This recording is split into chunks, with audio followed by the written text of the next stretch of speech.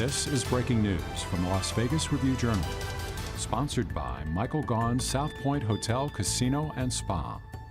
Can turn the ball over, got a lot of pass breakups, one of the leading teams in the league in terms of getting their hands on balls in the secondary. And again, some of that comes with the pressure that they get on the quarterback and the ball's thrown too early. So it's a team coming off of a victory against Jacksonville where they really did a good job of closing that game out.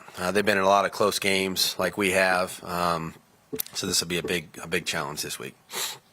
Coming off a bye week, how important is the first practice back for you to kind of get a feel for where this team is mentally and physically? I don't want to place an over-importance on it. I would expect today not to be perfect, because, they've had some time to rest and recover and try to get themselves ready to go here for a stretch, of games. So I think that's going to be important to just get out there and get acclimated, reacclimated, if you will. We'll be in pads, so I don't want to. My expectations aren't here. I think they're more realistic, but that's okay. We'll work through that. Every team goes through this. You have an opportunity to get some time away and time off, your mind off football a little bit, and then you get back to it. There's going to be some things you need to clean up from today's practice. But I think if our energy and our attitude is any indication of what today might look like, I'll be very content with the way we work today. Josh, a lot of times during the bye week, you do some self-assessment and, self-scouting. Were there any conclusions that you guys were able to, maybe not hard conclusions, but some ideas of kind of what went wrong over those first 5 games and things that you need to focus on? Yeah, I think there's a lot of things you can do better, and I think we've talked about some of those in the past, but certainly trying to cut down and limit our penalties offensively, which would put us in a lot of long yardage situations. More third and longs than you really ever want to be in, to start a season. So. Making smart decisions, playing with great technique and focus, to try to limit the amount of times you're hurting yourself offensively, I think is something we've talked about. We've talked about it, for the first 5 games too. So hopefully we can make some progress there. Our ability to play better in the red zone on both sides of the ball is obviously something that's going to be of importance to us as we move forward. And we're going to, try to address that each day in practice. And then try to get something going in our return game. I think, among many things, those are 3 areas we've really kind of focused on and talked about. And I think those are easy to see. We don't rank, super high in the league in those categories. So areas we can certainly make progress in. You guys played Nate Hobbs in IR earlier this week. It's a guy that we've seen line up in different spots and make plays so far this season. What kind of loss is it not having him for our guys? Yeah, he's one of our best players, and a guy that plays a lot of positions, moves around a lot, very competitive in coverage, good blitzer, good tackler, brings an element of physicality, on every play, and so. But it's like the other things we've dealt with this year. Every team does it. We're not unique. Nobody feels sorry for us. We don't want that. We got other guys that are ready to step in, and I don't know that they'll duplicate his role, but they'll share the burden. So look forward to seeing our guys do that. Anthony will be back on the practice field today, which is good, along with DJ Turner. So it seems like one leaves and one comes back. So you're hopeful that you can obviously make up for it with other people, which we will, and hopefully look forward to getting Nate back. You think there's a lot of plays have been highlighted recently on roughing the passer, key plays. You had one of them in the Kansas City game. Yeah. Even more than usual, do you think defensive players are confused now as to what's going to be called and what they can do? Boy, that's a great question. I don't know if confused is a good word. I think everybody understands the point and what we're trying to avoid. I think the guys that play that position are obviously, they're unique. And we all want our quarterback to remain healthy as long as we can. And so the goal is obviously the right goal. I think sometimes it takes away from the aggression that the defensive players need to play with.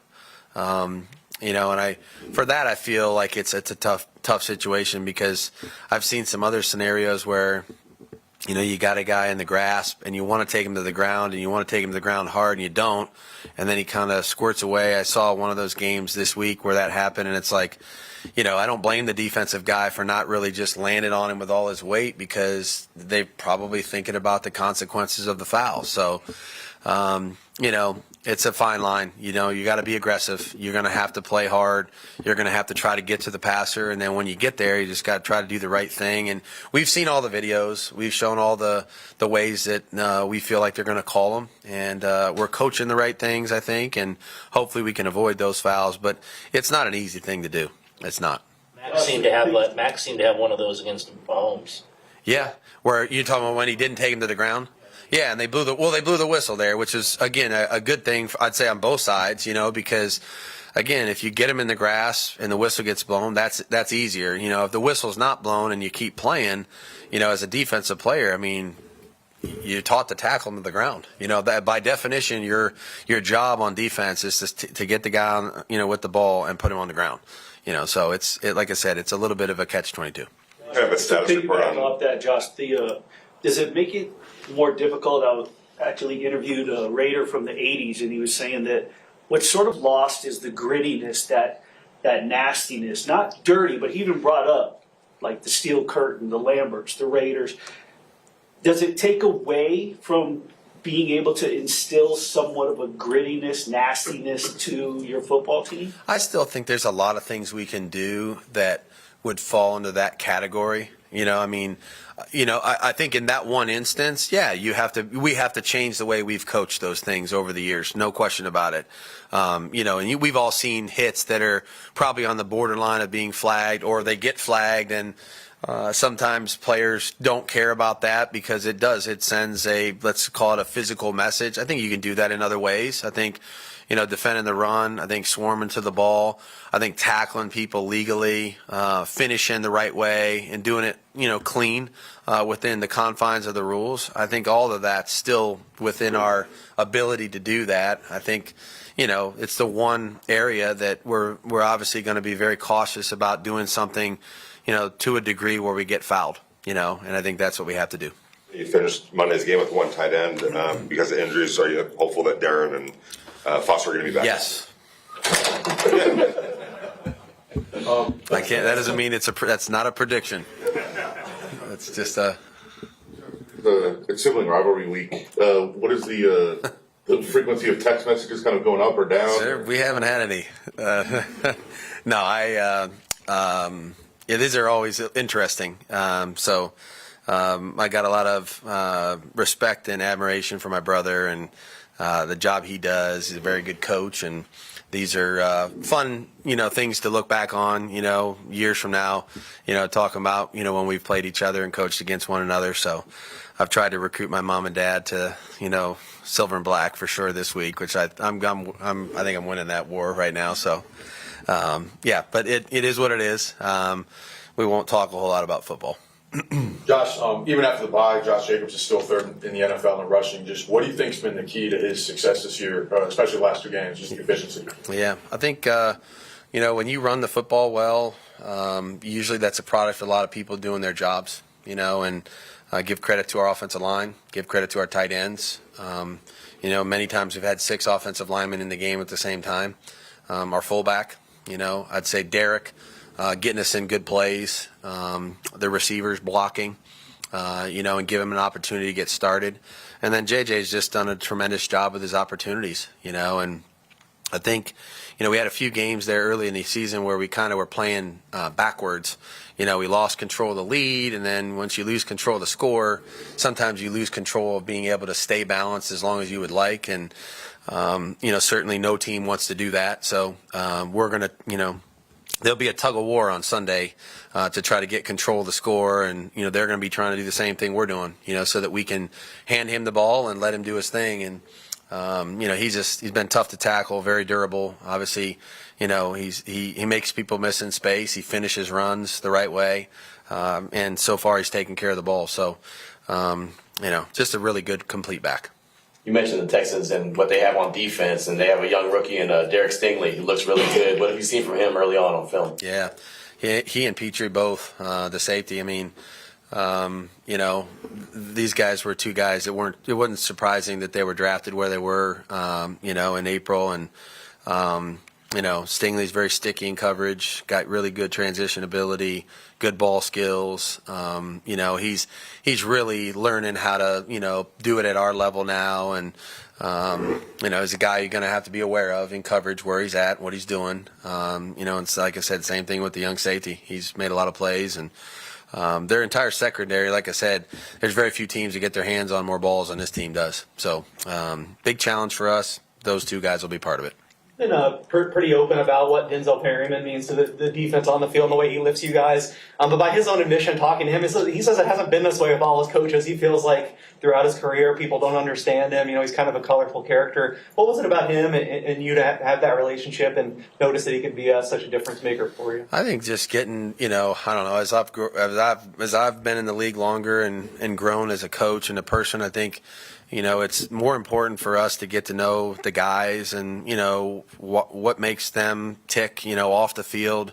I think that's as important as the stuff that, you know, we do in the meeting room and on the practice field. And Denzel's got a lot of things that he's interested in. He's got a great personality. It's not just the, you know, the physical guy that you see on the football field. There's a lot of other things to him, you know, and you know, the depth of a human being is something that if you take time to get into that and to really, you know, find out, you know, about people, you know, they usually reciprocate that. So, you know, he's been a great leader, a really good mentor to our football team, and a lot of guys on defense, a lot of guys in the locker room, period.